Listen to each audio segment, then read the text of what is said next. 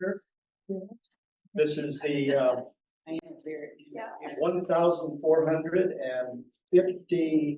35th Board of Directors meetings of the Fair Oaks Recreation and Park District. And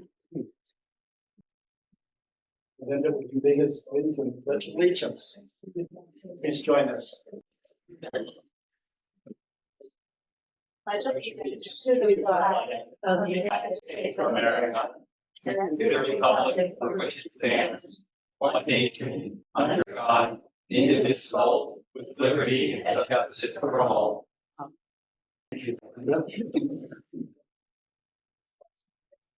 Jennifer, would you do the roll call? Sorry. Chair Carhart. Here. Vice Chair Manning. Here. Director Irwin. Here. Director Mount. Here. Director O'Farrell. Here. All present. Thank you. At this point, we have presentations and proclamations of recognition. Tonight, we have an update on the disc golf course at Miller Park. Sean, you'll handle that. I will handle that. Good evening, Board of Directors. I'm Sean Ventura, Parks and Facilities Manager. Quick update on the disc golf course.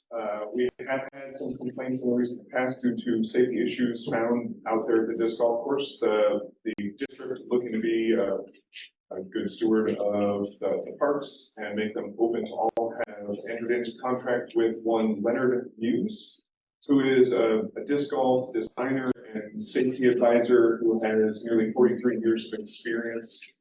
Just last week, we did a site walk with Leonard and we discussed specific safety concerns throughout each of the holes on the 9-hole disc golf course. We do not have that full report yet. I wanted to report to you that he has given a preliminary report that he said is not final word on anything out there. But we are working towards that goal. We hope to have by your next meeting the final report that we can report to you in an official capacity. But we are working towards that goal now. Any questions? Thank you very much, Sean. At this point in our meeting, we have the opportunity for audience comments on any items that are not on the agenda. If you don't have an agenda, I think there's some extras on the back table there.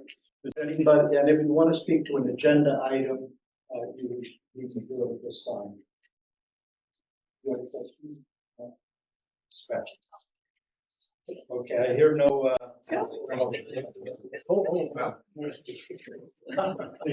Becky, sorry. Yeah, more progress. Very good.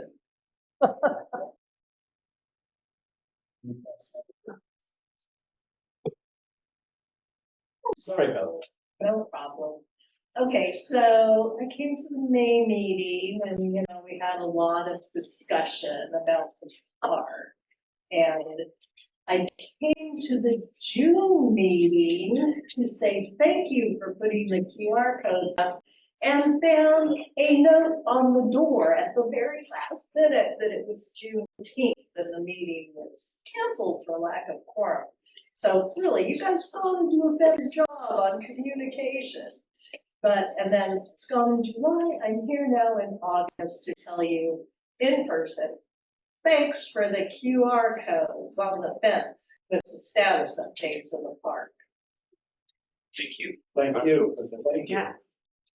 Okay. The meeting that was canceled, that was one of the advisory committee, oversight committee. No, it was the full board meeting. You ended up having it a week later, which again, I didn't get notice that it. Yeah, a week later. Okay. Yeah. I see, yes. Again, it's communication. So All right. anyway, We're thanks. trying our best. But Thanks for sometimes- the QR codes. You're welcome. So I'll see you guys. I'm Thanks. keeping an eye on you. Good. Okay. Good. Do you want to speak to a topic not on the agenda? Oh, yeah, go on. Let us know your name and fill out the form for the staff, if you would. Okay, I was just gonna, If you could just stand up. It's Oh, a non-agenda. it was an agenda item. Then when we get to that agenda item. You that's just did the agenda item. We did It not. was the Miller Park agenda item, so that's not. That's not an agendized item. Yeah, so you're okay. So Yeah. You can speak on that, yes. you may. Oh, okay, I was like, can we get, I was here that you guys have a preliminary update on the thing. Is there any more detail we can get about what the preliminary thoughts are? So we have a bunch, I know there are a bunch of parents on Zoom and here that are interested in the thoughts for the progress. Yeah, so the preliminary report we have is that there are some engineering fixes we can supply to that park, whether they be natural or man-made barriers, and potentially a restructuring of the disc golf course to eliminate some of the safety hazards. I can't really say much more than that because I don't have any more details. Okay. But the district is ready and willing to fund changes needed to create a more safer space. Has the consultant, met with any of the public or just with our staff on the issues? As far as I'm aware, he is only going to be meeting with staff and judging the course on as he sees it. Sean, should he be meeting with some of the disc golfers as well? Yeah, we had some disc golfers out there during this meeting. And so we've discussed in a very frank manner where issues are occurring and where we've seen incidents in the past, especially this last one. And we've been very open and honest with him about what we're seeing and what we're hoping to gain from it. But could we have parents meet with them too? That's a Schedule an additional meeting. great question. I'd like to see it before. I'm not sure what the wording of our contract with him or what the time frame is. I can check in on that. Yeah, it's not a bad idea. The report itself, it is for the board. We'll come back with that report to the board. There'll obviously be opportunity for public to comment on that report. There may be some fiscal obligations that we will be obligated into to make modifications if that is the direction that is proposed forward. It's still not the direction proposed forward because it may be that we look at those modifications and it's like, that can't happen, whatever that modification is. Or it may be that we can do those modifications, but it's very costly. And then it's definitely a board decision at that point in time. It would be nice to. So we can include it, we can include. I don't check think on we should change the contract, but I do think that it only makes sense to have stakeholders on both sides have direct, the opportunity to have a direct conversation with them. It doesn't have to be long, but Right. so that they can faithfully express their concerns on both sides. I mean, yeah, we definitely would have to include, the disc golfers in that conversation and the neighbors and people who have concerns, yes. So it would be. So you're suggesting we do that at the next meeting? No, I would suggest we don't do that at a board meeting. But yeah, we do that at a public meeting. Well, I guess we can If I get to you how to handle it, but I think there's expression from 3 board members that it's good to have input from the users and the people affected. If that's possible. I'm not sure. Okay, thank you. I would add too, I'm assuming this person is also taking into consideration that it's right by an elementary school and there's huge traffic of this. I'm sure that you're explaining all these details. 100%, that yeah, right traffic 100%. We're being very open and honest about the challenges associated with that course. Yeah, he actually went back there during school, when school let out, and watched the traffic flow. Okay, well, thank you all.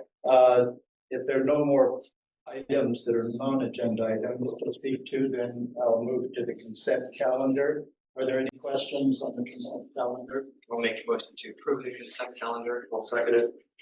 Okay, discussion. I just wanted to say, well, maybe I'll leave it to when we get to the June thing, but looking at the schedules of leave values, we've got some pretty high leave values that we can talk about it, that item. Okay, there's a motion and second to approve the consent calendar. Any further discussion? All in favor? Aye. Opposed? Okay, unanimously passed.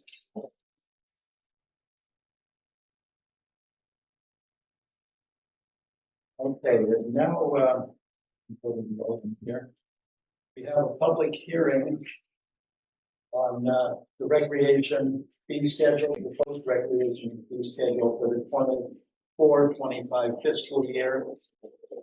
People that want to speak on the public hearing items listed on the agenda will be heard when the hearing is open, except for public hearing items previously heard and closed to public comment.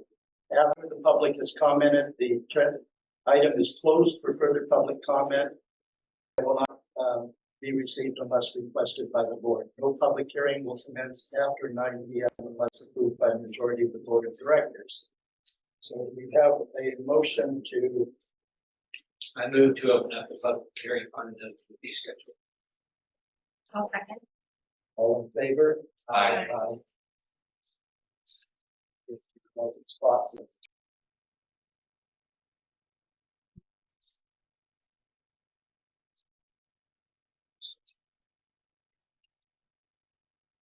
Oh, I'm sorry. Are you ready? Yeah, so I'm gonna let Nick, take this. He's the staff lead on the proposed, fee schedule. We also have, had a conversation earlier this afternoon in regards to showing a scenario for a community partner like Rotary specifically, and what that might look like, for them for the upcoming rentals. So I think Nick will have that available, after he does this part of the presentation. Sure. Okay, I do.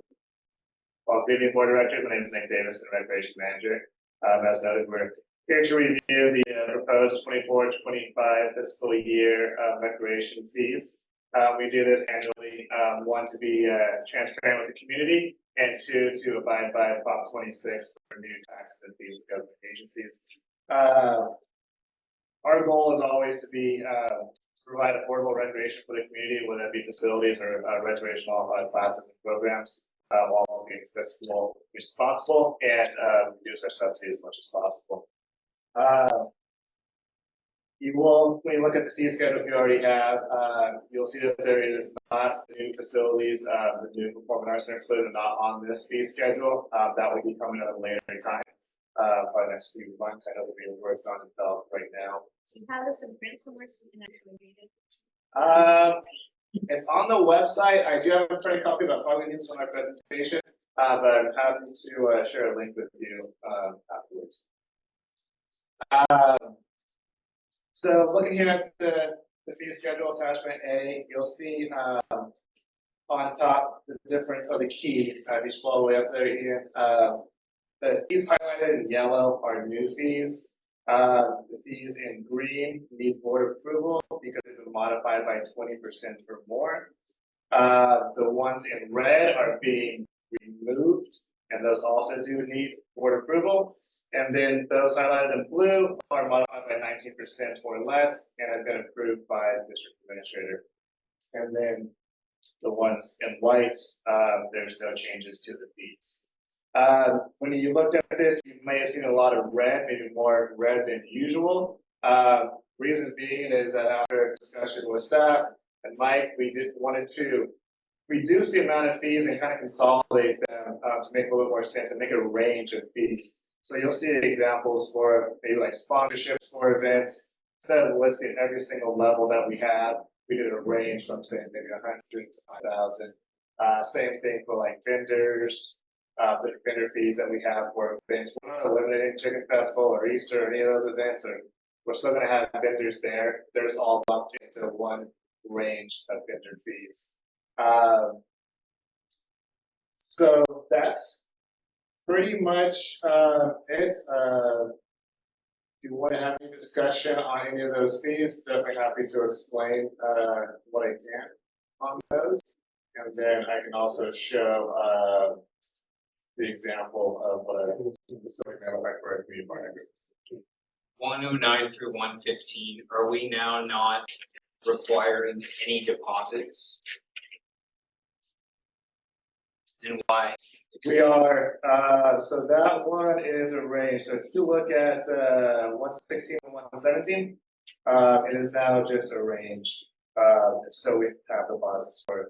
They're all lumped into one. It's not separated by the film center, by clubhouse, by village hall. It's just facility rental deposits, non-alcohol and alcohol. Let me ask, so that we can home in on some of the ones of interest to the audience. Sure. I assume everybody's interested in rentals of the buildings. Is there anybody interested in rentals of, like, picnic areas and ball fields and things like that? It's all about the facilities. Could you just highlight some of the changes to spend the facilities? Yeah, so the major changes, I'm assuming the most interest here tonight is probably for community partner fees. So community partner fees did change a little bit, in the fiscal year 23-24 fee schedule. So they're not highlighted, to be approved tonight, but, it is a 70% reduction. The fee for community partners is a 70% reduction of the resident fee, for the facility. So previously what community partners would get would be a flat rate fee per use. We modified that to be an hourly, rate, just because, people, or the community partners could potentially, anybody was, take advantage of, the rate and get all for a very cheap flat rate. So we moved to an hourly rate. So for example, for the clubhouse, clubhouse goes for $94 for residents. So 70% of that, $28.20 per hour is what the community partner group would be charged to utilize the facility Monday through Friday. We still offer all of our community partner groups a reduced rate on the weekends to allow them to fundraise or do something to for the community. That's about $150 for the day. That's a flat rate. So. So in addition to the hourly rate, there's a flat fee kitchen and a flat fee setup. There will not be that charge to. But community partner groups have always done their own setups. The kitchen fee, we don't anticipate a kitchen fee right now. Yeah, let me clear the kitchen fee thing up. That may be in the RFP that we put out for food services. So at this point in time, we don't have enough knowledge to do anything different than what we've done in the past. But it may change. I can't guarantee that there will not be a proposal in front of you for some kind of change. When do you think that might be? What you're referring to is if we have an RFP for a food provider for all the facilities, Exactly. when do you think that RFP is? I don't have a current time frame on that. As you're aware of, the project has been a little consuming. So it's not imminent? No, not okay. We will probably open without. That'd be my best guess. So 59 through 64, 68 through 74, that's all now encompassed in just event sponsorships at 53. So yeah, 59 through 64, that's just gonna be vendor fees, which I think it's actually gonna be 46 through 48. It's all events. Vendor fees are captured. So it's quite a wide range. Where is it gonna, I mean, will it just be per event that it's already decided, or it's not already decided for each? It's pretty much already decided. We just kind of consolidated our fees a bit, and it gives us a little bit of flexibility if we do feel like we need to change it for any sort of factors. We're not tied into what might be listed in our more rigid schedule. Shared with the first people that want to speak. Yeah, I just wanted to make sure there's no questions from our board. Not now, but Okay. maybe. All right, how do we think? First hand up. Steve, and please state your name and if you're with an organization. Keith Walter. Keith Walter, Rotary in Folkville.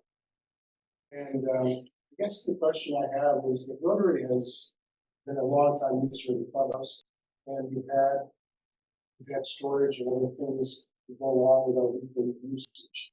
It's not obvious to me how that works with the new fee structure or whether there's separate fees for storage now. Can you elaborate on that, please? Yeah. So just to give everyone kind of an overview of community partner relationships, we developed an agreement with all of our community partner groups that outline certain things, whether that be storage, and that's, we sit down with all of our community partner groups and negotiate these agreements. So we have, as a staff, have not decided on any storage fees yet. Yes, there is storage fees listed in this document. That storage fees may or may not apply to team partners. We haven't decided that yet, but that also gives us flexibility to charge for storage space for independent contractors, those that teach in our space that want to store stuff for their classes. So to answer your question, it has not been decided yet. There's going to be a sort of facility storage fees. And if I may, I don't anticipate too many changes on the storage. We actually, I don't have the square footage from the prior, but at least looking at what we've done, I believe there's more storage than there was in the past. That's just in my perception.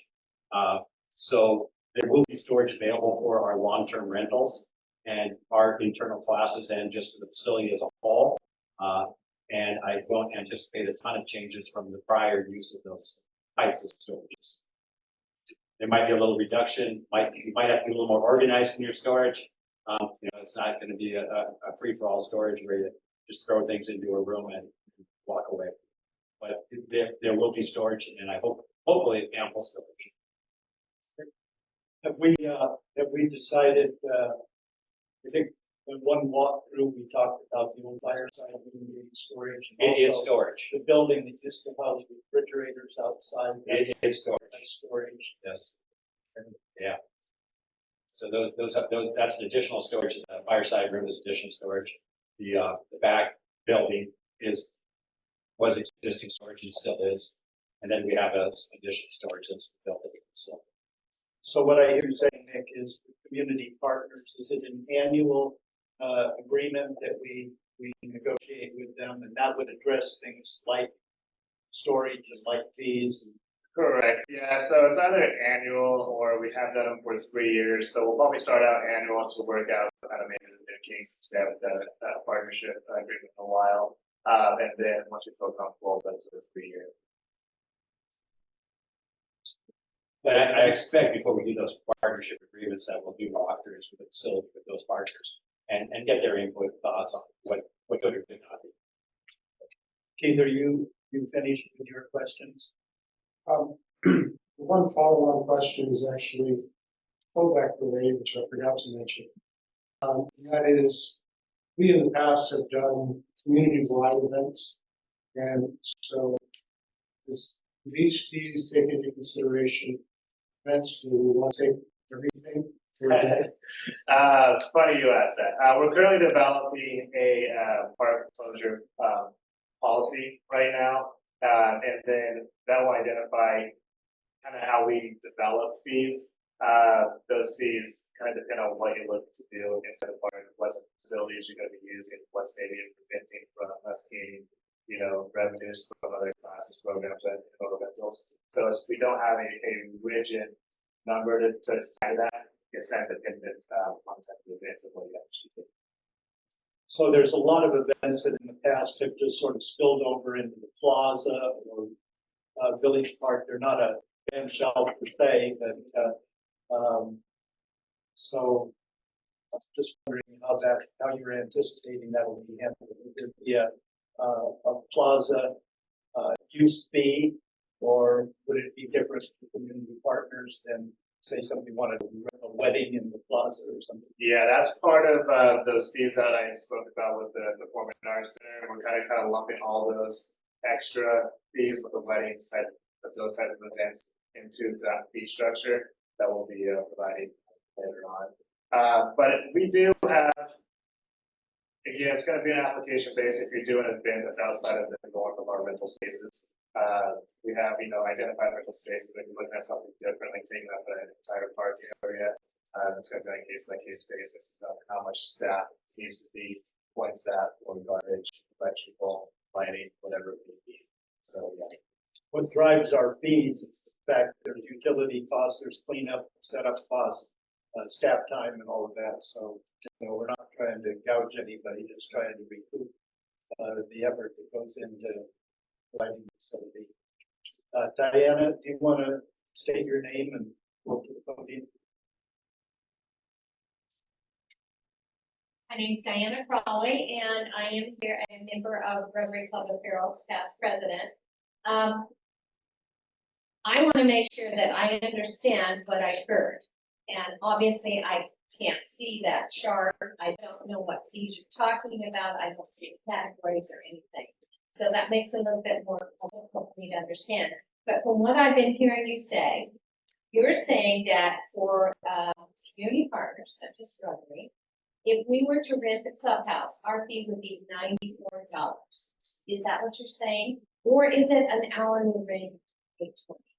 Yeah, so the resident rate to rent the clubhouse is $94. So if anybody that wasn't a community partner just wanted to have a meeting in there or whatever, it's $94 an hour. We give our An community partners hour? an hour. Okay, you did not say that earlier. I apologize. $94 an hour. $94 an hour. And then for our community partner groups, we give a discount of 70% off that $94. So it'd be $28.20 per hour. Okay, so for community group, then it's $28.20 per hour. That's my thought. Okay, that's what I needed to understand. We've already answered the storage situation. And I know that there's been some mention that possibly some community groups could do some volunteer work, which might reduce some of this cost. That could be worked out, I understand. But that was mainly, I just wanted to understand exactly what the fees should be. So for a community group, not a resident, but a community group, it's $28.20. What the thought is. For partner. For community partner. Community partner. For a community partner, otherwise it's 98, 990. Thank you. So we have about 20 community partners, and most of them probably use fields and other things rather than, for instance, the building itself. And the primary ones are probably Rotary and Historical Society and Theater Festival. How deciding who's a community partner? So I can't remember the exact definition of a community partner, but it's basically a service group that provides opportunities for the community that we can't handle internally or staff internally. That provides a service to the community, whether that be service oriented group like a Rotary or a Little League that provides youth sports for the community. Part of the agreement of community partners too is that they give back to the park district too. So they are required to provide, I want to say it's 30 hours of community service to the park district at events and or programs or something to offset staffing costs or operational. There's the application process, right? There's application. Yeah, it's not just, yeah, is it formalized though, as far as the 30 hours having to do that? It is. There's actually, we used to have 2 levels. We'll be modifying that. These are changing, but we used to have 2 levels. If you volunteered 30 hours, you got a level A discount, a higher discounted pricing. If you volunteered 15 or less, you were at a higher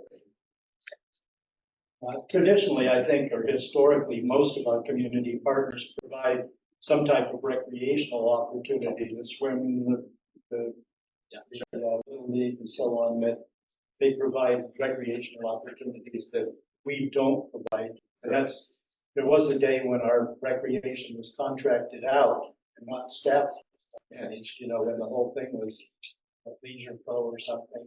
And so our community partners are really a valued part of our program. How are obviously, well, how many of the other districts, independent districts, do they also do? I mean, are we in line as far as do they do a 70% off discount for their community partners as well? Or is there anybody else, or where did we come up with this idea of 70%? So 70% kind of came through a cost recovery model of the facility and how much it costs us to operate, but still being able to provide a affordable discount to the community partner groups. I can't really speak on too much of other agencies. They have varying fees. Some offer full rates, some probably offer discounts. I'm just not too familiar with exactly what they do, but we kind of do more ours on the cost recovery model. And to Nick's point on the cost recovery, what we look at on that cost recovery process that we utilize is our actual, for our community partners, our actual direct cost on those hours. And the rest of, there's all sorts of different kinds, wear and tear, the administration staff, all the accounting, all the other things like that are not charged at that level. And so, and it's only a portion charge. There's no 100% of actual cost, because that would be astronomical. And plus the taxpayers already paid for this, so to an extent. So this does reduce the subsidy, allows us to do these types of. So it does seem, 70% does seem pretty generous. It's a good, it's. So I just hopefully our community partners understand that and appreciate that it's a huge reduction. And the hard part for us is to balance general use for more specific use like Rotary. Not every member of the community is a Rotary Club member. Right. So. Yeah, we could change that.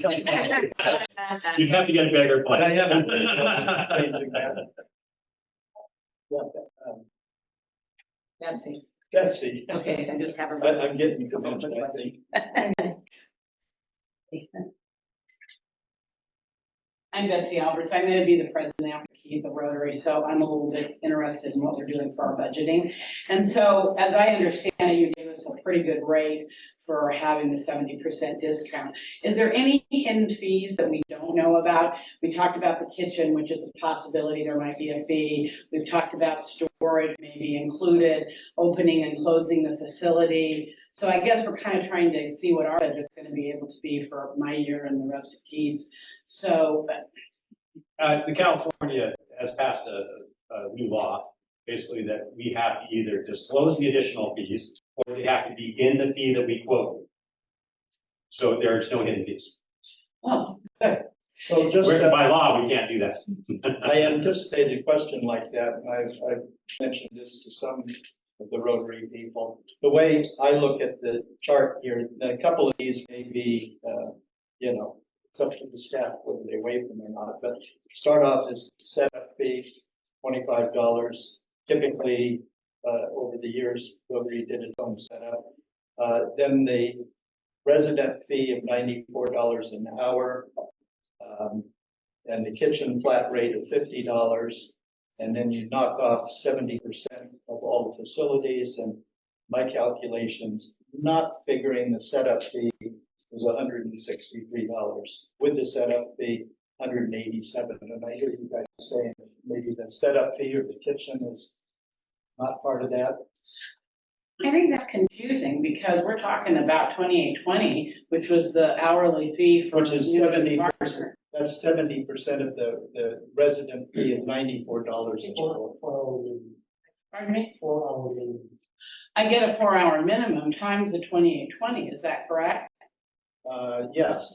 So that would be nowhere near what you're. Oh, there is an additional kitchen fee, is that right? Not at this I time. thought you said not at this time. Not at this time. Well, So then it's on the fee schedule, but at this point in time, we do not have. So where are you adding a 94? I don't understand the 94. Is that the 28? Well, the way I calculated it was 4 hours at $94 an hour, 70% off of that, and the $50 kitchen fee. But that may not be, this is just the way I was. Okay, and we do our own set. So at this point, it looks like we're under $100 or very close to. And that might include some partnering where we can do some help with you. And that would be my next question is, when are we doing those type of meetings where we can sign our contract and get our partnership agreement with you all? I mean, I guess you don't know yet until you know when you're able to get into the clubhouse. Yeah, we got a lot of work going here. I can't answer that. It's going to be before we open. That's probably the closest I can get for you. I'm afraid. I wish I had an answer. But what you're seeing right now is a good indication of what's going to happen. The actual contract itself, we've got some work to do with all the partners on it. I would hope. Paul? Do we contact you at some point or you'll contact us? We'll contact you, but Perfect. if you have any questions or need anything for your meetings, you're welcome. Okay. And I anticipate. It's Keith until next Yeah. fall. I anticipate walking your partners through, as we talk about storage, having you all walk through it when a time is appropriate to walk through that site. It's still not appropriate yet to bring a bunch of people All right, thank you. So there's no, at the moment, if somebody's using our facility, the kitchen's included, or at the moment, there's just no kitchen to be spoken of. At this point, yes. Okay. Now, if, for an example, let's just say that the Rotary uses the kitchen, we don't have a kitchen fee, we've got to figure out the cleaning. Well, I think That- we should have a kitchen. That You're is, gonna use the and kitchen. you have the kitchen fee in your fee schedule, so it is possible that you would see that. And that's 50. Yes. An hour. An hour or? That's a flat fee. Very, again, a very generous thing, Yes. especially for multiple hours. So what might happen is groups may have caterers bring in stuff, or we may provide a district-wide caterer for events that you contract with, or maybe you have to contract with. Yeah, those are all things being considered. I mean, a preferred list. Or preferred list. I think we should be working on that. Anyway, Yes. We're working on a commercial license for our kitchen, so that's Good. that's what we're at. You talked about 30 hours of community service. Up to the podium and state your name for the record. We know. My name is Margie Wood. I'm just curious, when you mentioned 30 hours of community service in conjunction with the fee, what would you do for those 30 hours? So, there's been a few different things that community partner groups have done in the past. Chicken Festival's, obviously a great one for, community partners to get some hours in. And it can be several people within your group, so you can really knock it out in 2 hours if you have multiple people. Oh, if you're doing anything from, helping us, set up the event, clean up the event, to, working a booth, helping with maybe parking, assisting with cleaning up trash around the area, stuff like that, multiple different things, and we kind of get it. And there's also other events like Easter that we have a bunch of volunteers at, and I'm sure Jen will have need for a lot of volunteers for, Yeah, I'm just thinking of the age of some of these people that you're asking for volunteers. oh, sure, and we take that into consideration, we try to find jobs for all at the buildings. wait, people tell where to park. Basic volunteering. Okay. I think my mom was still ushering into her 80s and 90s. Yeah. Actually, it's not bad. Picking up garbage, that's another situation. Okay, are there any other comments or questions from the audience on this one? Okay. Let's see, at this point, do we close the public hearing and discuss? Is there anyone online? We do have people online, but nobody's requested those. I should go back here. We've received testimony, so now the next step is to close the public hearing. Do I hear a motion? So moved. So moved. I'll second. And moved and seconded, all in favor? Aye. Aye. Okay, now at this point, we can discuss approving the resolution, which is attachment B in our staff report, revising the recreation fee schedule and approving new recreation fees and giving the district administrator and the recreation manager the authority to waive or reduce program and facility rental fees. Does everybody on the board here, did anybody have any questions? Do they understand the proposal? Yep. Okay, in that case, I'll entertain a motion to approve the resolution. So moved. Second. I think we have to, don't we have to state the whole resolution number? Okay. I motion to approve resolution number 082124-01. Any further discussion? All in favor? Aye. Okay. We'll still be here to answer questions. It's all evolves and develops. All right.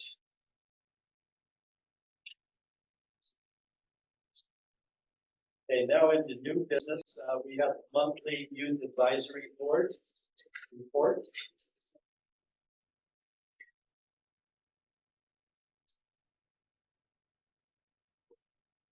Hi, my name is Matt Patel. I am the current chair of the Fair Oaks Youth Advisory Board. I am a senior at Bella Vista. This is my second year at FOIAP and my first year as chair. So last week was the first officer meeting on Tuesday where we discussed and went over the roles of each officer and the details about them. And then after that, we went over the new way for people to turn FOIAP, which is now online, so a lot better. And then after that, we went over the year's events that we were going to hold, such as the dances, the festivals, like the Chicken Festival, or the Easter Extravaganza. And then lastly, we went over the volunteering opportunities, such as volunteering at the Grange, the food bank, and the park fields. Very good. Does your group have any youth ideas of things they want to do besides the traditional volunteer stuff? I was just hoping to reach out to Oakmont because last year we weren't able to, but hopefully again this year we might be able to. Could you tell us of the membership, what high schools are represented? In FOIAP? Yeah. So all 4 current officers are from Bella Vista, so I know them personally, but other years we've had different schools. So this year, all the members are from Bella Vista? Okay. But it will be open to the other high schools. Yes, of course. We're hoping to reach out and get more from other schools. We're just not sure if anyone has seen it or signed up yet. Very good. Well, thank you very much. Thank you. Chairman Carter, if I may, we did miss a public comment, and I would like to revisit that if we could. Yes. Yeah. We had we received an email from Joe and Jeannie Maloney, and Joe had asked it be read, but it's quite extensive, so I'm going to ask staff to enter that into the record, post it on our website, and if Joe is online, he is welcome at this point to have a 3-minute summary of his concerns. As I recall, they mostly had to do with the what we used to call the old village park, the band shell and the lighting. Is Joe online? He is. Give him just a second to install. Yeah, we can give you roughly 3 minutes, Joe, if you want to summarize that, but your comments have been read by all the members of the board, and they will be posted on the website for public consumption.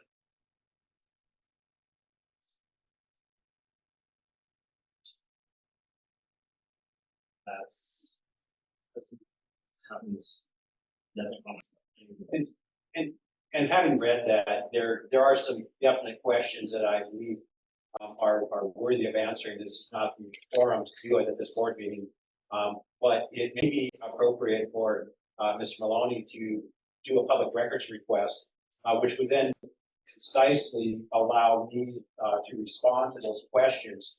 We could then send them to Mr. Maloney and also to all of you, and then post those responses on the website as well. So it would be responding in an essence to that email, but it would have to be done through a public records request initiated by Mr. Maloney. And then I can help walk him through that process. It's relatively easy. It's on the website, or we can do a hard copy of it. But it is something that it's good practice on those types of requests that he has on his letter. Yeah, there were some 30 questions, some of which the answers would be rather speculative, but many of them probably give interest to both the board and the public. So it's a yes, board's I would pleasure to do that. If Joe can hear me right now, I suggest that with the help from Mike, get the request for public information submitted, and then it takes a little bit of work to answer all those 30 questions, but that way we'll all have the answers. So it looks like Joe would like to make a. Okay, Joe, we'll give you roughly 30 minutes to summarize. No, 30 I'm just thinking about the length of your email. Yeah, 3 minutes. Can you hear me? Yes, Joe. Well, I appreciate you kind of giving me a few minutes here. And I think those questions I thought would be answered when you were going over fees and use of facilities about the Band Shell Park, but I guess it comes down to you thinking about more the traffic that is going to be created if you do have more regional use, and the parking that's going to be exaggerated for the historic neighborhood. And the other thing is the disruptions. Are you going to pave? I mean, these are basic questions. Do you have a plan? It seems like, how much money are you counting on raising out of the Band Shell Park? Where's your marketing and your budget plan? Some of these things are should have been done up front. I do kind of react to your staff's comment about having to go through requests for public information through the request for documents. Hey, I've lived here for 1964. I'm a neighbor.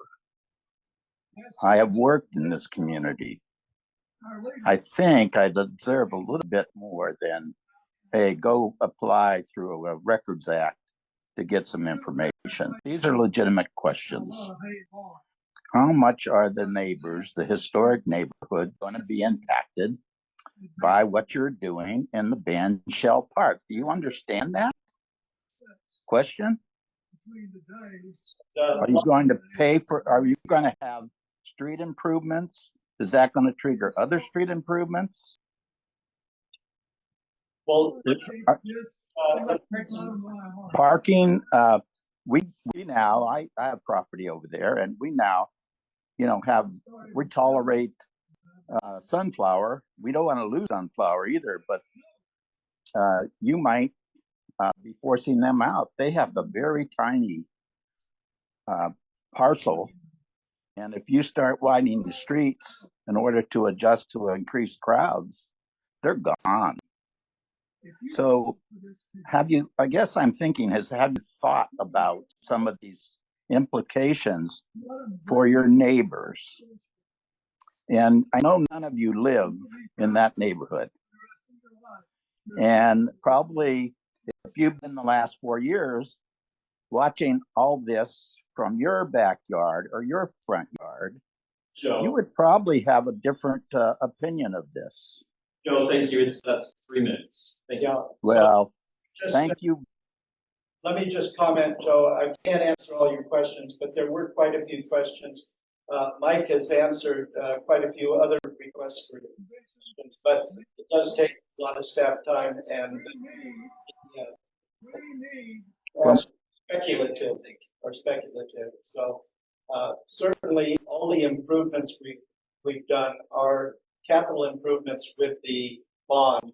As far as operations and things, those are yet to be determined, and that would be, I'm sure, public input on the impacts of the use of those facilities.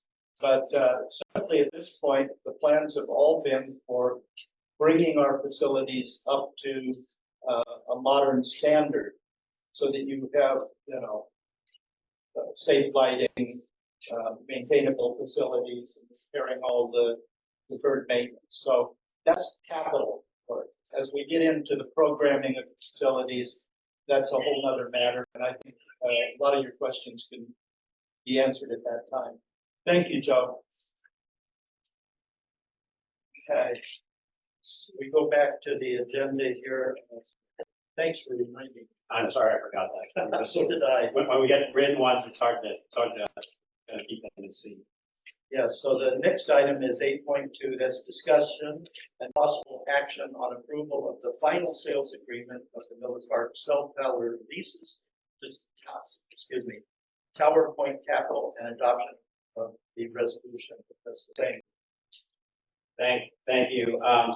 This is a continuation of the process that we started, I believe, in May, where we accepted the offer for this sale of the lease of the cell tower lease at Miller Park. We did receive multiple offers, and this was the offer that you as a board said we should pursue and bring back to you when we have the final documentation.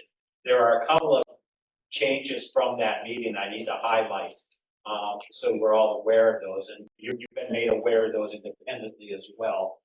One of them, it was a 99-year lease, it is now a perpetual lease, so no end date on that lease.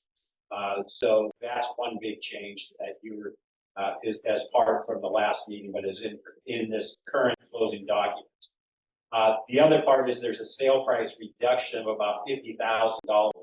And I'm going to pass out basically a little white paper that was done by our broker and as they negotiated with the purchaser of the lease. And that negotiation came to this $50,000 reduction. The $50 reduction primarily is due to Dish Network. Dish Network is located on our towers. They are a co-locator, if you will, on the tower. They are actually a liability right now because of their financial situation. If we went out to bid again and reduced and said the 50,000, we want to go back out to bid, our broker believes that we will see a less than the amount that our current purchaser wants to give us because of the liability for Dish Network. Dish Network is not financially secure, and that white paper covers that. So the reduction is based on that. It's based on a reduction in revenue that they're going to see because more than likely, in their estimation, Dish Network will no longer be on that tower. So they will be off of that tower sometime in the foreseeable future, they're predicting. And including the broker, including the research that we've done on that, it seems to be rather accurate. Yeah. So just so you know, those are the key big changes, the perpetual lease and the $50,000 less. Everything else has retained and maintained the same on this. And so after all said and done here, we are looking at a cost from our sale price that we have to pay. Total is not total, but we will receive $1,879,873.58 for the sale of the tower after all of our closing costs that we are responsible for. So out of that $2,101,000, we will receive $1.8 million. So this is likely to be the same problem if we had chosen a different buyer also. More than likely, according to our folks that we're using for a broker who's working on our behalf, we would see the purchase price being less. Now, does this open up, we have an agreement where when we add co-locators in the future, we get a cut of. We get 50%. Does this give them more opportunity to get co-locators? I don't know that. I doubt it. There's room on those towers for multiple co-locators. Room already, huh? You said 1.87. That's what we will. So you said you have the revised on this executive summary of 2.001. On here, it shows 2.001 with 4,000 closing costs and 5% of the purchase price, which gets to 1.94. Yeah, and those were estimated figures at that point. So I'll hand out the actual figures here. Those to you. The closing costs. Closing costs as any kind of purchase like this, they're an estimation of the line. So the closing cost was more than 4,000. So where's? Is that total? It's not total there. 100,000. Well, that says so. So the closing cost is 100,000. $50. 1,000 bits. And then 5% though of the total then is. Well, excuse me. That's the NAI. That's the NAI. That's our broker fee.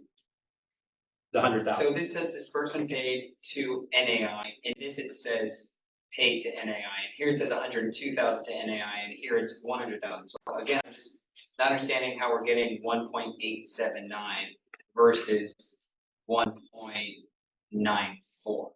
Is that 9.4 from my staff report? Yes, That's an estimation. but what is the difference? What is it? These are the actual figures here. What giving you now, these are the actual closing figures. What are these prorations? The prorations are the rent that we're gonna receive from the towers before we close, or that after we close, excuse me, that we basically have to be responsible for the purchaser. So they're reducing the cost by the amounts that we're gonna receive. Yes, exactly. Yeah, we'll receive that revenue and it just reduces the cost. Just like the normal tax, property tax prorations on an escrow, you know. So the biggest fee otherwise is the state transfer tax of 2,200. Yes, well, the biggest fee is our broker. Yeah. So can somebody, 'cause I'm sorry, I'm not understanding. Can somebody maybe else help me understand where the difference in 100,000 is? Because if the actual closing cost is 100,000, this shows $100,050, and here it showed $102,000. And then the 4,000, and that's still 1.9 versus 1.8. So again, that's what I'm not, and it still shows 2.001 here, and it shows 2.001 here. Am I the only one that's? So as I read this, we have this. But this would be even less than this, that's what I'm saying. So how are we now at 1.87 versus? Whatever all of 1.9? this stuff this is all being subtracted, I don't know. Yeah. So like, I don't have it added up, but there's at least 5, 10, 15, there's at least almost $18,000 that's being reduced. That they're willing to pay us based on these prorations. And then they're also charging us. It would be nice, I don't know why no one I know. put the proration total in here. Can someone do that quickly, please? Trying. So that's one number, then the title escrow charges is one number, and then that 100, it still doesn't seem like that is 100,000. Well, it's about 1,800 to 2,000 in It proration. should be $120,000. All these things on it. Yeah, so 120 from 2.1. Or 200, or 2 million, because. So I just Mike, want to make sure. can I ask you, the total consideration on this sheet here, what I call this final settlement statement, the total consideration we're getting is $2,001,000, okay? We've got like 18 to 20 thousand in prorations and then we have another 2,500 in title charges. And so and then we paid 100,000 to Global Wireless. And so we wind up with the 1.879, that's the cash we get. Yes. Okay, that's the big number we need. Okay.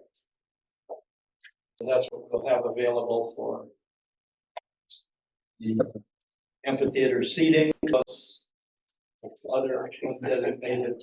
Mike, is there any change to the easement agreement? Yeah. It changed exactly the same. Okay, any other questions from the board? It would take us, what, 18 or 28 years? We had estimated 19 years with the escalator. Yeah, it's a long time. Yeah. To get to such a large chunk of money that we can do.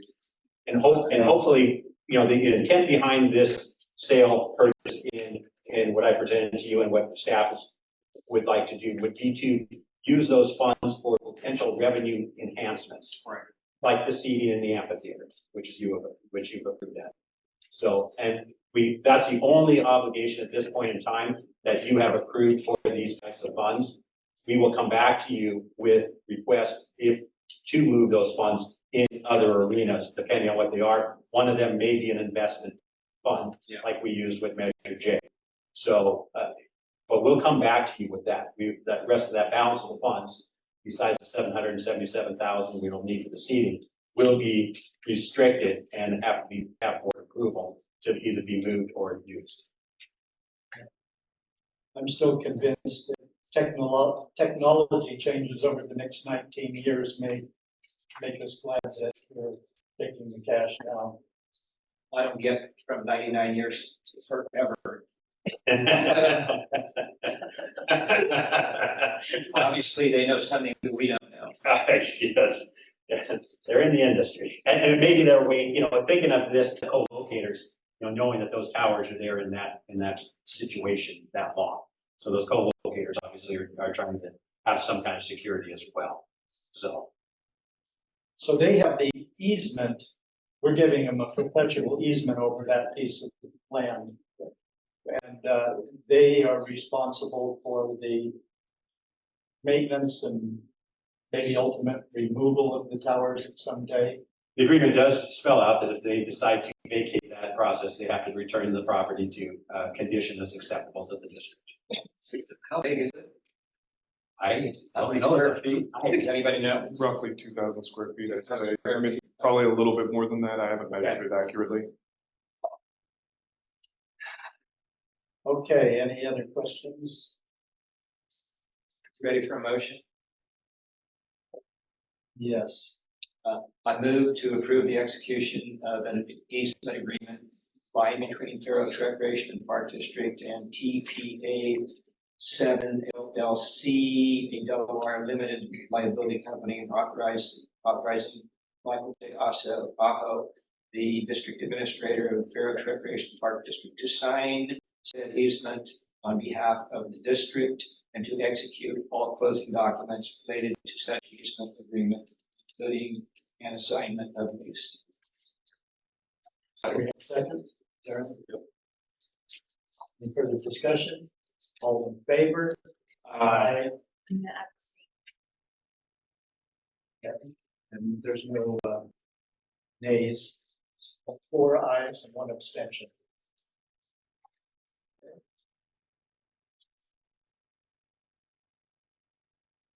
Point 3 is discussion and possible action regarding a COLA request for fiscal year 24-25 and salary study. Yes, good evening, Board of Directors. I'm Jennifer Larkin, the Administrative Services Manager. This item is actually 2 items. There is a request for a cost of living adjustment, or COLA, by the Employees Association. And then separately, there are results from the salary study that they did this year. So the COLA was requested back in March for 3.9%. That is the CPI, the California All Urban CPI for 2023. They requested the full amount. We did discuss it with the Personnel Management Committee prior to the preliminary budget, but there was not enough data at that point to determine whether or not the revenue would support it. So it's coming back to you now, final budget. This was reviewed with both the Personnel Management Committee and the Budget and Finance Committee on August 12th, and they're approving it based on the fact that there is enough revenue to support it, which we'll see when we do the final budget. We did have some increased property tax revenue. We did have some increased interest income, and we did have some reductions in our workers' compensation insurance costs. So with all those things together, the COLA can be supported in the budget as is. There's no need to cut anything or dip into savings to pay for it. So Jennifer, in the future, then there will be a subsequent compensation study. Yes, so that's the second part of this. So the Employees Association did do the benchmarking that they are required to do for the MOU. They did present it as was attached in your board report. And so there were some very varied findings. Some of the positions were way below market, some were way above, slightly above market, and some were right at market. Because of these variations, it really feels like there needs to be some further analysis done. If you would like to implement the request, they requested an 8% increase across the board for all positions. That would be about $100,000 out of the budget. There is no revenue to support that currently, and so if you did want to do that, that would be from your reserve account. So what we've discussed with the committee and what we've discussed actually multiple times with the committee is, requesting to do an RFP for a salary compensation study, organization study, to make sure that we're using our resources appropriately and also to actually benchmark appropriate positions and like districts. So there's no cost to that immediately. Once we do an RFP, we'll bring it back to the committee to review and get feedback. So the Budget Management Committee has seen the results here, these charts. And the idea is that the RFP would do more intensive research or would analyze what's here. They would do more research and then analyze both. So Some of that's how would the light board- duties what's too. what's the nature of the more research? I mean, what data do we have that? We didn't look at total compensation. We didn't look at benefits at all. We also have been seeing the same positions since 2017 in the same districts, and while it's out there now, different data points that we should look at, as well as making sure that we're looking at the correct size districts. Looking at the Parks and Rec, but there are other districts of our size out there that are not.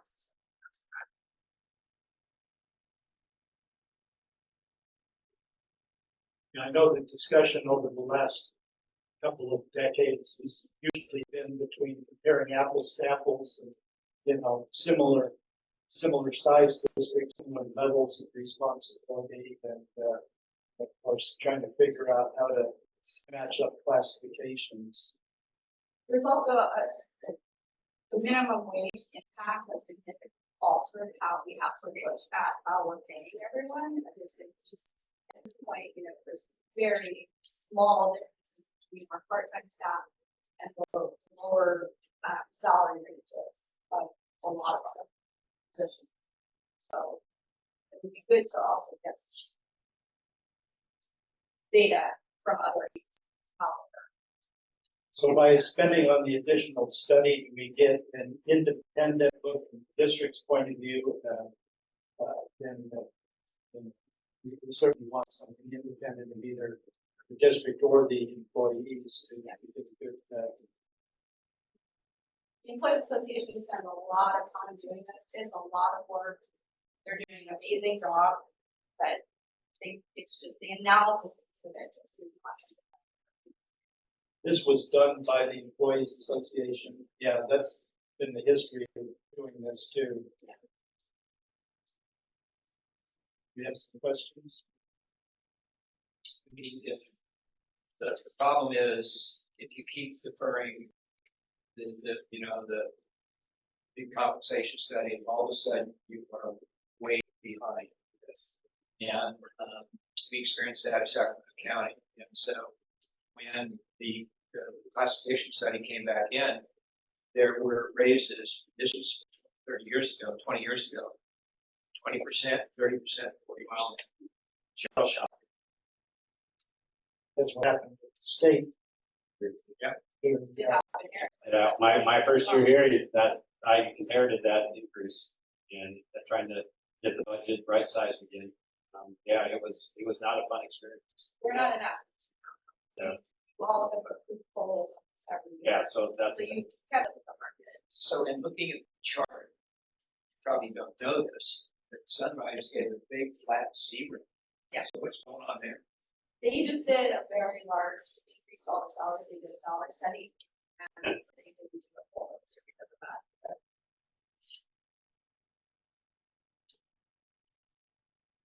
So when this study comes back, we're not obligated in any way to meet it. We have to look at what our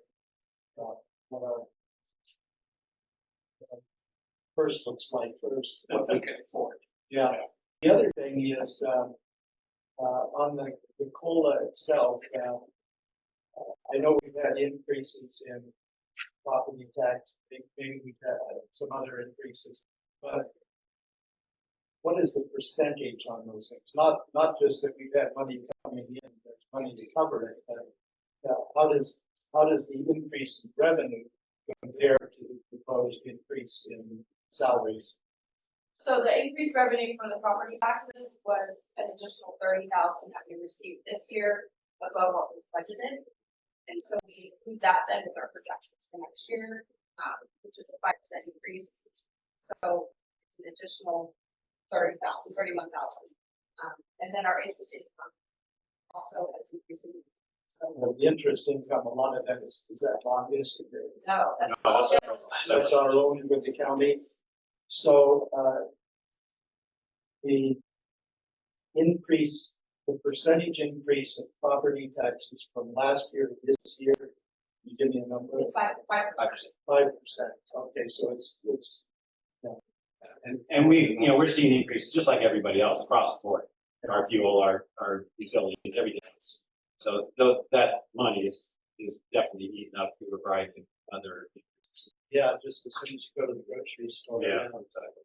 Well, I would love to make a motion. Thank you. I'll second it. I will make the motion, to approve the COLA request for fiscal year 24-25 as well as subs. Second. Is there any further discussion on that? All in favor? Aye. Aye. All opposed? None. Passes.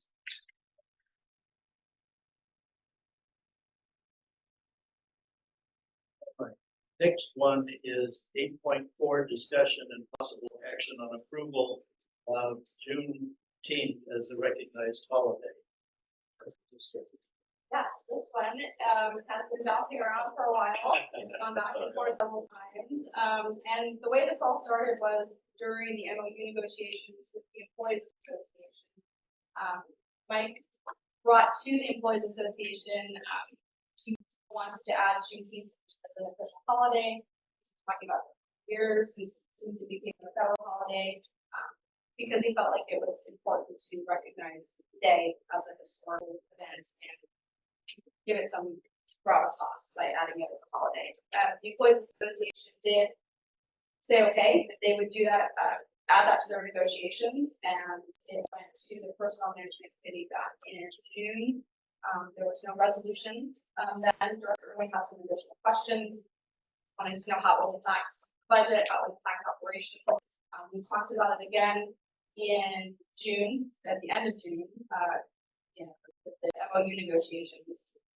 It again got pulled out and sent back. Director Irwin had made a recommendation that he believed that we should replace the holy holiday with Juneteenth.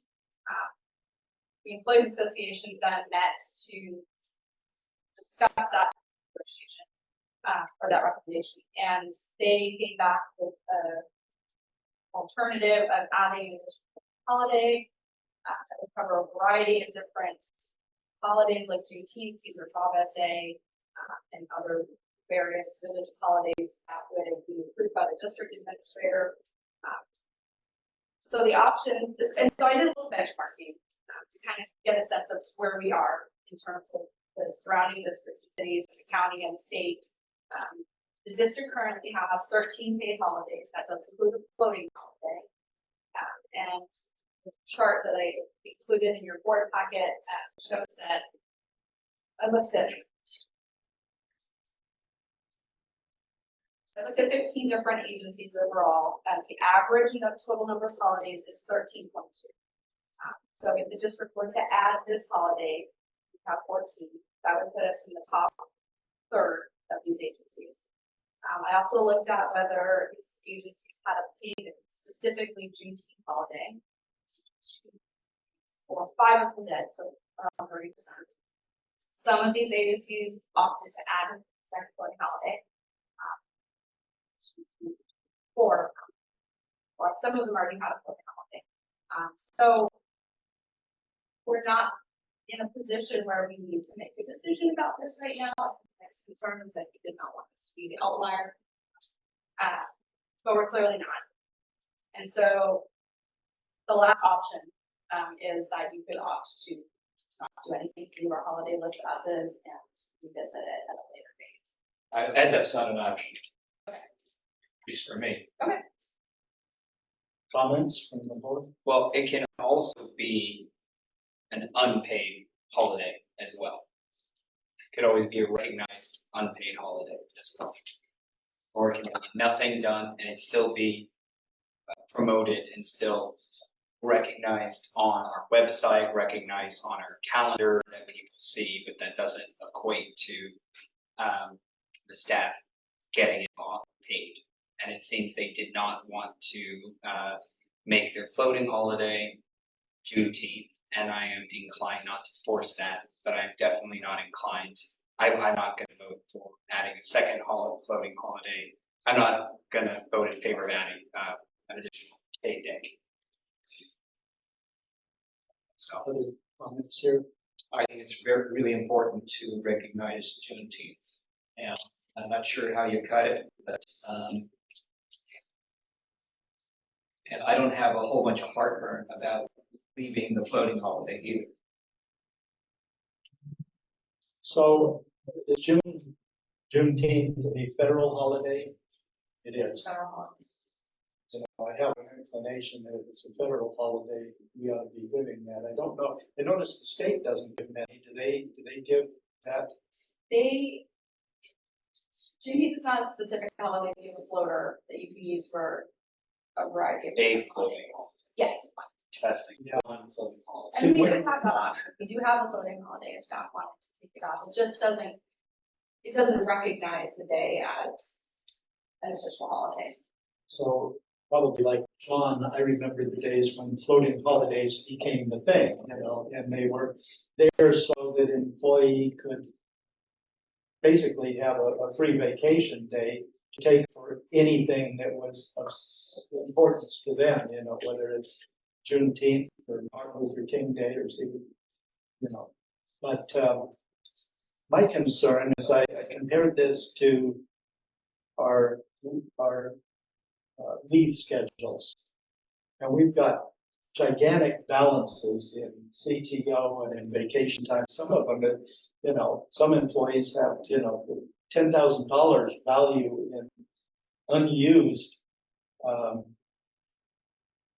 time. And I know that we keep a lean staff. That's probably why nobody has time to take vacations. So it kind of flies in the face of that, if we had a huge staff, I might be more inclined, but I tend to think that floating holiday is there for whatever is dear to your heart, if you want to take that holiday. We can also add the verbiage in the MOU that recognizes that floating holiday to be used for the following holidays. Can't that floating holiday be used for anything at all? That's the way I had it when I worked for government. Yeah, it can be used for your birthday. So Everybody wants Ralph's birthday. Yeah, so. Right, but it's still mentioning it and showing the significance Yes. as a whole, which I do think it is important regardless that it is, that we do recognize it. Doesn't mean though that it's going to be a paid day. We can disagree a little bit. So what other relatively new holidays are there? I think the latest was Cesar Chavez and Indigenous people. Indigenous people, but that replaced Columbus Day as a federal holiday. And then Martin Luther King Day. It might have been the latest holiday. Which? In terms of MLK. No, Chavez, well, at least in California, Chavez. Yeah, I'm talking from the federal level. That's not a federal holiday, though. State holiday, and we give that as a paid holiday. We don't. Yeah. Okay, well, Well, you keep, the thing is, where do you stop, right? You keep adding, well, here's another holiday, and I think, and I appreciate Jennifer put together, we are very in line with the amount of holidays and things that we offer, so. And Director Irwin, that actually is why some agencies did choose to add the floating holiday, because of that exact reason that other holidays are gonna come up, so. To draw the line at some point. Yes. like I say, I think we have a big discrepancy between how much time we have on the books in dollars and hours that staff have not used. That's probably our fault as much as it is the employee's fault. Well, aren't those capped? They are capped. There. Well, vacation, Yes, Yes. vacation is capped. Sick is not capped. but CTO is not capped. CTO is capped, yeah. Oh, it is capped, okay. But still, some of the hours add up to. They have reached their $10,000 max, they have reached their per max. employee. I mean, it indicates we either need more staff or we need to work harder during the day or something. We I do don't have a know. lot of So long-term staff. my inclination too is to delay this till we get the salary study and think about this all at once, because, You know what, let's just vote on it. okay? Make a Any other motion. comments? Go ahead, Raymond. Well, my motion is to, not, is to,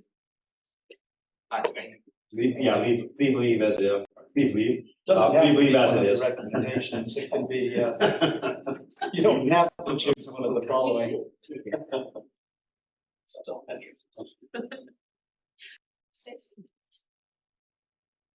I mean, the last one, it sounds like yours, do not add a holiday. my motion is to do not add a holiday at this time. And revisit at a later- revisit at a later date.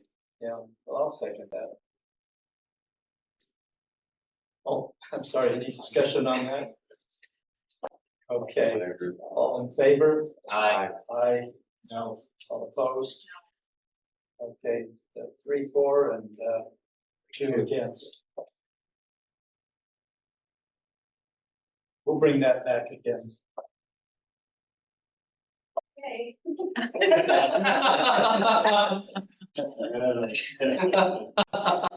Well, it's not a matter of money. What's that? It's not a matter of money.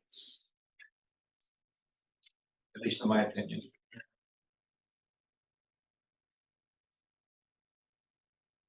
Okay, let's see, the next one here is 8.5, a discussion and possible action on approval of job description for technical facility supervisor.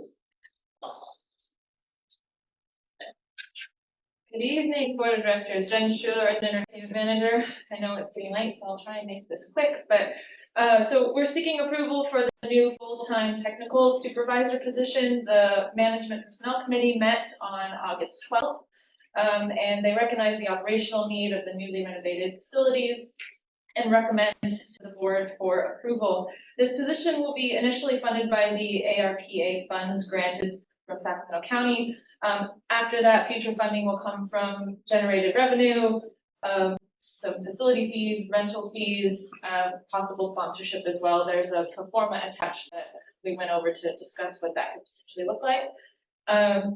I do believe that moving forward, this position is almost critical to, being able to open the new facility and do everything that we have promised the community to do. So, I mean, I can read a bit of the description. This position will be, organize and provide technical support for the theater, production activities, district sites, primarily the Fair Oaks Performing Arts Center. Responsibilities will include audio-visual support, lighting supervision, rental coordination, special events, and performing various technical stuff related to the preparation and production over there.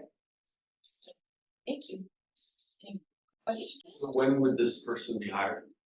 Well, I mean, that kind of goes in with the ever-flowing date of when we open. Obviously, we want them on board with enough time to prepare, but also not bring them on too early for us to just have them sitting around. So I think we will know more about that in the next couple of months as well, too, when that kind of is the best time to bring them in. I think I personally would like them at least a month and a half or 2 months before we have opening. There's enough stuff for them to organize and get trained on and make sure that we're supported, as well as, really helping with those rental coordinations as well for, groups to come in. So that's kind of the idea right now. So Would you wait to recruit until we get closer to that? yeah. No, We just want it prepared so that as soon as we do kind of have that idea, we can roll out the job description and really find the best candidate. So who prepared this? Is it based on a lot of other similar ones with other agencies? Yeah, I prepared this. This is, I mean, obviously with some adjustments to what the district's, kind of needs would be, but this is a fairly standardized kind of technical supervisor or technical director from the theater world's kind of job would be. Obviously, there's things that we'll adjust for doing some more outdoor kind of events or other district events and other venues as well. So this applies across the district. It may not just be the amphitheater. It No, may yeah. be some event in a park too. Yeah, could be, yeah. And we have that portable stage too, so, or stage, still be ours. Done. Any questions? Any comments? I'll make the motion to approve the job description for technical facility supervisor. I'll second. Moved and seconded. Any further discussion? All in favor? Aye. I don't hear any opposed or abstentions, so it's unanimous. And once again, I just want to thank this, Sacramento County and Rich Desmond, for those rescue funds that allowed us to bridge, some money, to hopefully to the place where we have enough revenue to cover that position. So anyway, thank you, Sacramento County. All right. Next, 8.6, discussion and possible action on acceptance of a bid for stage production lighting and draperies. State's bidding that should go next. So. Good evening again, Jen Schuler, Arts and Entertainment Manager. So on August 15th, this last week, we received 2 qualified bids from contractors for the production lighting and draperies for the new facility. We did not receive any bids for the audiovisual and FF&E package, so we'll talk about that in a minute. But after a thorough review, we recommend awarding the bid to Musson Theatrical Inc., which was submitted at the lowest bid of $329,938 with 0 cents. This includes a $30,000 contingency for any unforeseen expenses. And then, so additionally, due to the lack of the bid for the audiovisual and FF&E equipment, we are now seeking direct quotes from system manufacturers with referral from our theatrical consultant, Shallot. So those will be kind of coming as we go, or we just might buy those things individually as we see them. We request the board's approval to award bid number 24101 to Musson Theatrical Inc. for the lighting and drapery installation to the Village Park Community Center. And just a non-background information here, we have budgeted, this is a line item budget in the Measure J budget. And we're within that budget, still well below it, obviously. And we still have those other funds that we will be using for that AV still as we continue to go out there and try and find them. We'll be using a kind of a quote system like we do when we purchase any item for the district. So instead of a bid, it will be a quoted system. I guess I assume these things were included in the contract, but we put aside a budget for these additional items. Yeah. And we're not going into it. It's not a surprise. Yeah. What is budget?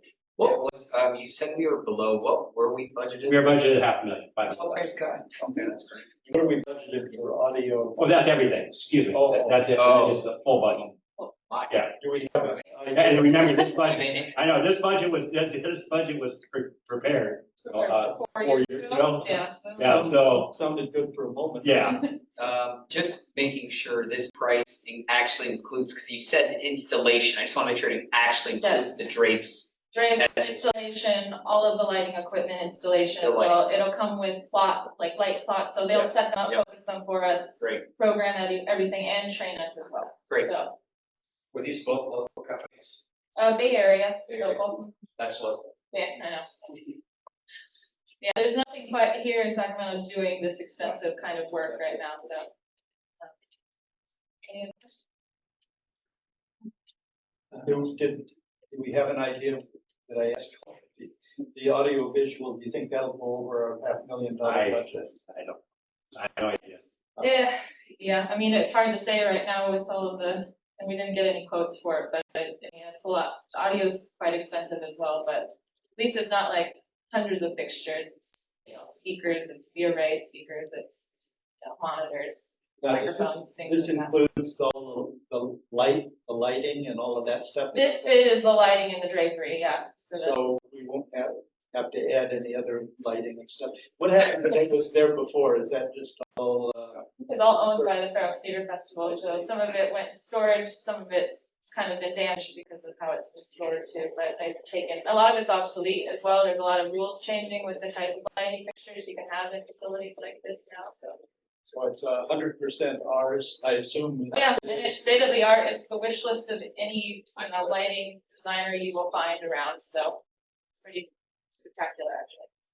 We spent a lot on the acoustics. You might as well have the best sound system.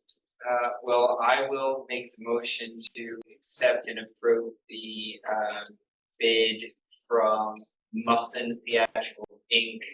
The base bid of $209,938 with, an additional allowance of $30,000, the total $329,938. I'll second. Darren beat you to the punch there, so been moved and seconded. Any discussion? All in favor? Aye. All opposed? Nothing, so it's unanimous. Okay, next one is the discussion and possible action regarding approval of the Fair Oaks Recreation Park District's fiscal year 24-25 general fund final budget. We have a number of resolutions to adopt. Yeah, this will be fairly short. Not a lot of changes. So this is the final budget. This is your opportunity to review and suggest any changes. We've already reviewed it with the Finance and Budget Committee. There are some small changes. Here we go. So I get to the end. Changes from the preliminary budget are mostly in salaries and benefits. There's a bit of a decrease in our part-time hours because we haven't hired a lot of our part-time staff yet. And the budget starts July 1, so there's some savings there. We had some people take our health insurance, and so they're not getting stipend. So savings, but we'll see that back in pieces. Workers' compensation. Yes. We saw a huge decrease in that. It's about 20,000. That is due to our amusing park staff that continues to excel in safety. We've had very, very, very clean. Easy when you don't report it, right? Just, we didn't get that. We've seen decrease in costs the last few years, and that's actually very Rare. unusual. And we have some here, our increase, a little bit of an increase in our retiree health care. Dollar out there, it's about $400, I think. And then the COLA, obviously, is the big item, that's a $52,000 increase. Did we have anything in preliminary for COLA? No. So this is So all. this is all. We also had an increase of our liability insurance. We filed claims last year, and we had some payouts, large payouts, so I'm sure that's what that increased by $9,000. You expect that to go up or go down in It will the go up. facilities? It's gonna go up. Yeah. Yes, and it's going up anyway, but their costs are going up. More expensive than the company itself. Oh, sorry. Come on, Ian, just do it. Okay, so our revenues, we have an increase in our property tax revenues. We'll talk about, interest income, we had a increase of $70,000 income. Days when we had 0, so that was really exciting. And so we increased our projection to about 7,000, which totals 38,000. And just to go over our fund balances, so you can see what's in savings accounts. We have still a reserve fund at 515. Our carry forward fund is at now $2 million. That's our unrestricted savings. Some of that will be moved out once we move into the bottom line. We have a large fund balance of Fair Oaks LNL. It's $300,000. Some of that will be moved out into this budget to offset our parks costs. Phoenix Field, we have $41,000. We have a ranch, we have $3,000. Our impact fees are at 1.67, and in fees are at $382,000. So we have $4.2 million in our savings account. So that is hoping for. 115,517, so it's about. We haven't had a savings account larger than this. Nope. I'm thrilled. Yes.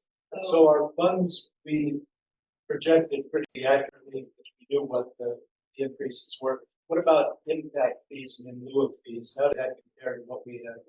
We don't budget for that. Those They just come in. very random. We have a couple of small developments that are starting to see what we have here and there, and So that's current balance. we're not budgeting for next year, we're not looking at it together.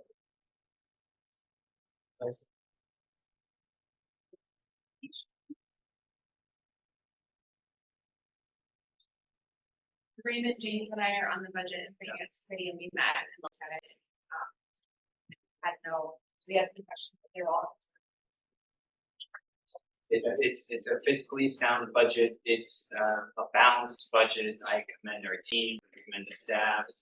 They did a great job. And again, I think while we do have budgetary things that come up now and then, I do applaud our district for balancing budgets. Would you like to make a motion? Well, make a motion to adopt following resolutions. Resolution number 082124-03 for the final budget for the general fund. Resolution number 082124-04, budget for parks maintenance and rec improvement district. Resolution number 082124-05, adopting the final budget for the Phoenix Field Landscape and Lighting Assessment District. Resolution number 082124-6, adopting ranch landscape and lighting district. Resolution 082124-07, fixing the employer's contribution on the Medical and Hospital Care Act. Adopt resolution 082124-08, adopting the 2024-2025 ban limit, and then adopting the 2024-2025 salaries. I'll second. Any discussions? I just have a question. The Gum Ranch assessment, that doesn't change because what hasn't been built out, the developers paying that fee, so that is a stable amount, right? It doesn't increase as houses are built, people buy. As they buy, yeah, As as they buy. Otherwise, the developer is paying the rest, so it's a fixed amount. Yes. Okay. It does have an escalator, so each year will go up 3%, right? It doesn't go up with the number of houses, so, okay. Motion and a second, all in favor? Aye. You do that unanimous, so. Move on then to 8.8, discussion and possible action regarding approval of the Fair Oaks Recreation and Park District's fiscal year 24-25 341C final bond budget. We have a resolution to discuss too. Yes, this bond budget has not changed from the preliminary. It contains what we think are the rest of the funds to be expended on the project. In the park and whatever projects are left, and then after that, it's 9.5 million. That includes everything that's still open contracts, as well as the amphitheater seating and revenue from potential grant revenue, as well as our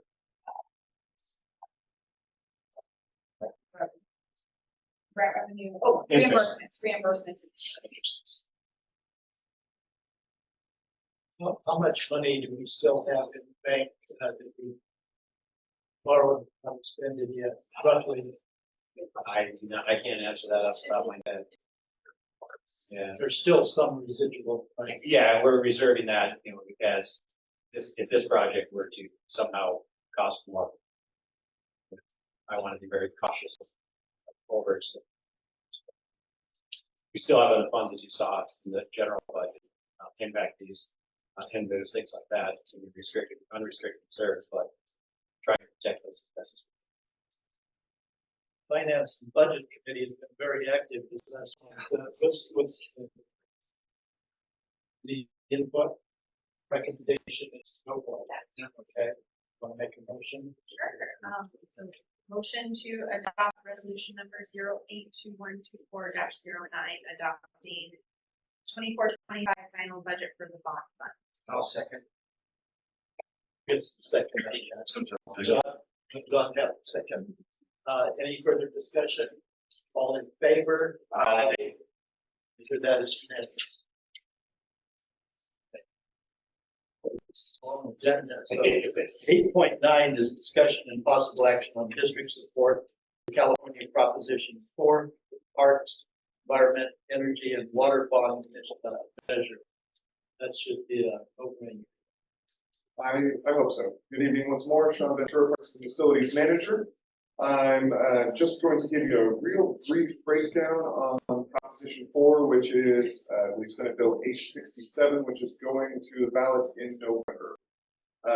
What staff is recommending here today is not going after bond funds or saying people should vote one way or another. We're not going to be campaigning for this. What we would like to do is as a district, as a board of directors, sign our name to endorse this proposition. We believe as a staff that the California Proposition 4, which will help fund state and local parks, environmental protection projects such as state drinking water and clean air, water infrastructure projects, energy projects, and flood protection projects. It aligns with our goals as a district. We think it's the right thing to do, and if you would like to have a summary of a breakdown of costs of kind of general projects they're funding, it's kind of until it's passed, it really doesn't matter, I think, but I'd be happy to go over and get this with you. As far as parks, there is $700 million on offer. Our endorsement in no way says that we are going to be necessarily going after this funding, but we feel it's the right thing to do. So Sean, you would suggest that we delete the word support and simply endorse the California Prop 4? Yes, the subject there was worded a little bit incorrectly. The recommendation in section 1 is more appropriate. Any thoughts, any comments, any motions?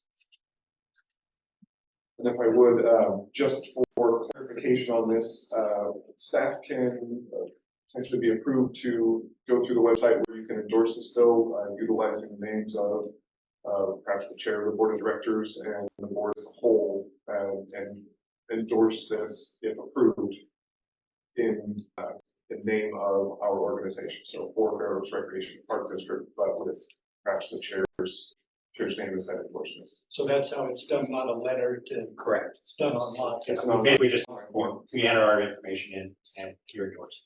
Okay. We'll make the motion that our district endorses, for California Prop 4, parks and environmental, drinking water, on budget. I'll second. Any further discussion? All in favor? Aye. That's unanimous also. So you'll put that up online and call me in. No, there's no additional action on your part. Oh, yeah, to just be in the name of the board and chair. Okay.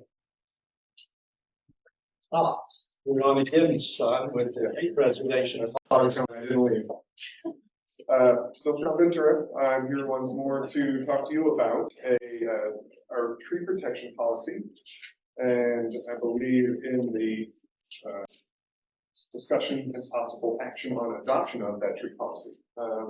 This tree protection policy was written by staff. It is pulled from guidelines from the Sacramento Tree Foundation, the International Society of Arboriculture and Construction Best Practices. It is designed to provide guidelines for our staff and contracted labor within our parks. Will not supersede construction guidelines for tree protection on major construction projects, though it can be used as an addendum to those guidelines. These guidelines cover tree trimming, planting, fertilization, adjacent construction that can happen around the tree protection zone and the root protection zone, and heavy equipment and its interaction with those protected root zones. It's fairly straightforward. I can go over any of these sections. We've met with the policy committee, and Chair Carhart had several great suggestions for this, which have been added to this policy. If you have any questions, I'm open to them. Otherwise, it's pretty straightforward. I will say that Director Carhart was, or Chair Carhart was very thorough. And so was Sean. in this particular meeting. So, yeah, I can make the motion that the district adopts the fee protection policy. Let me, yeah, is there a second on that? I'll motion? second. Okay, we moved and seconded. In discussion, you know, the proof will be in the enforcement or the implementation of that. You know, I've long been I cringe every time I see, big vehicles out there under the blue oaks at Fair Oaks Park. And, you know, which over the years we've lost more than half the trees out there because of two things, because of vehicles there, but secondly, because of our irrigation practices over there. So in implementation, I encourage us to make sure that, you know, maybe the highlighted parts of this go out to the vendors and stuff when we have events, because they're the usual vendors. The good thing is it's done mostly in the summer when the soil was a little bit less compacted by that activity. And then, you know, we had a program of eliminating lawn and mulching or just doing something under the trees that wasn't irrigated. And I hope that continues. So any other discussion? All in favor of the motion? Aye. That was unanimous also. Thank you, Sean, for good work there. Okay, the next one is the discussion and possible actions on adoption of the chair dedication policy. Good evening again, Jen Schuler, Arts and Entertainment Manager. So yeah, we're going to chat about the chair dedication policy. We're seeking approval and possible action for this policy. The committee reviewed this on August 12th, and there were a few concerns that were raised, and we edited the policy essentially to only include the seating in the Veteran Memorial Amphitheater. So this initiative allows community members to dedicate a seat in the form of a plaque on our new state-of-the-art stadium seating in the Veteran Memorial Amphitheater. It provides patrons an opportunity to forge a lasting connection with our arts community, and a $500 contribution offers a 5-year dedication term with a tax-deductible benefit. This policy not only, you know, significant to community involvement, but also allows for some financial support and future programming and enhancements for the facility. So, yeah, thank you. So those of us that have already dedicated, Yeah, we're good to go? you're good to go. You'll get, we've just now put together an application to get your, you know, what you want on the chair. We'll send that out here soon. We rolled out the campaign and the activity guide as well. We're going to put together a brochure to kind of continue this campaign for years to come, because that's. I think it's great. Is it online Yeah, our yeah, website? we rolled it out online. and on social? We haven't done a post on social yet, but that's our kind of our next Oh, step. Oh, yeah. And then every time we do an event, you know, we have a pop-up, we have a Oh, yeah. little thing on there. Good, good, good. Yeah. And so, 500, what was decided on the 500 versus 1,000 or whatever? So 500 was a bit of a rollover from the black box seating to kind of, you know, help with costs. And it seemed like a good kind of middle ground. Through the research, I've seen anywhere from the lowest at like $250 up to $1,000, $1,500, $2,000. You know, it kind of, so it felt like a sweet spot for our community. It seems like, you know, it gives you $100 per year essentially for that. That's a way to look at it. Yeah. And, or it also gives us 250,000 in 10 years, which I think is pretty good. Yeah. So the first gala that we did, wasn't that for inside? What? Do it black box seats, correct. So is that getting transferred, or is that gonna be a different thing? So we discussed the black box seating, and we're trying to find the best policy to kind of put that in there, but we couldn't quite decide on the best kind of way to move forward with that. There are people that have already donated for those seats, which we have decided will go on a plaque of some kind in the lobby. But I think we have a committee meeting that we're trying to get for what that would look like eventually as well. But we haven't decided on anything quite yet. We For deferred, some recommends from the committee as well. Who's on that committee? that was Darren and I. I was most critical of it because, first of all, I think it's a wonderful idea to have the dedication of the seats. I had a couple of issues. One was the cost of having a dedicated amphitheater dedicated seat and a dedicated chair. I think we both said it, $500. I thought there ought to be some differences. The other thing is I thought there ought to be a range of options for people with, some people are really well heeled. They could pay $1,000 for a seat, and other people can really contribute no more than a couple hundred, maybe $250 or something. So I was, my comment was mostly about why don't we set up something that gives multiple people in the community with different persons the opportunity to sponsor something, not just. Well, and I think that can be more than a plaque, right? I think, especially like in each room, it's like you contribute to blank or whatever, and then it's like your name is on that in the oak room, this, whatever. I will say, I think the 500 for figuring that out for the black box really will have to be a good solution and time spent on that. Because I think I gave 1,000. Yeah, it's a bit different because we can't put your name on that seat. We can put on a plaque to say you help contribute to the purchase of those seats. And but it's going to have to look, it's going to have to look pretty substantial. Which is why we wanted that committee meeting to look at ideas for a design of what that is. So that's on the list. Another reason why I deferred that is I thought there, thinking about the way you recognize donations for things, sometimes there's categories, if somebody wants to donate to chairs or anything else in there, maybe they can dedicate in levels for 1,500, 200, and they get the name of that level on the plaque, that way you can accept donations of all sizes and give people recognition. They get under a different category or smaller print or something, I don't know. That's very cool. And the other thing, and I've discussed this with Mike and Jen today, is I think, I wish this had come to us as a board decision before we did it. And I think the idea came up that we need a comprehensive sponsorship and donation policy for the district. I know at one time we had a gift book. I don't know if any of you remember this, but you could sponsor benches or trees or things like that. That's been many years ago. And it's kind of defunct.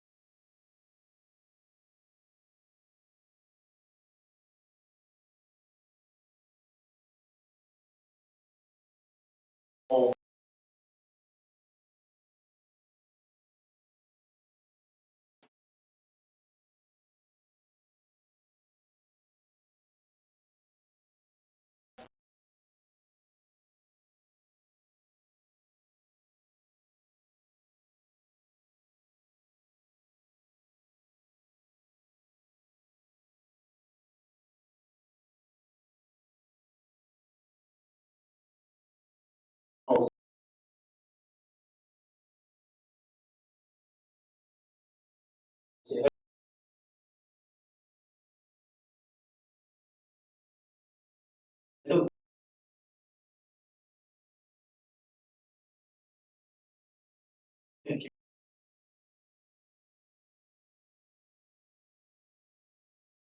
Really.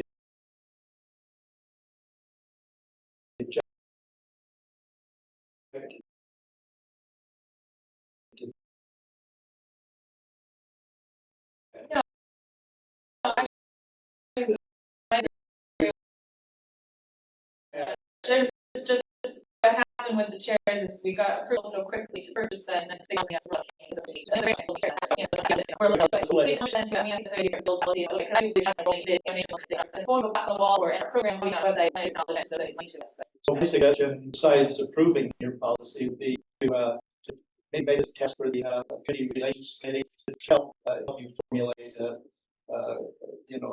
donation and sponsorship overall policy, not just for influence, but for trees and anything else we may want to keep my own editing. Sometimes people want, and we've gotten into trouble before planting a tree for a memorial tree and robbing the maintenance. That's the kind of thing that could be addressed in a. We have a policy for prevention. Yeah, so that can be blended. Together. Same benches and any other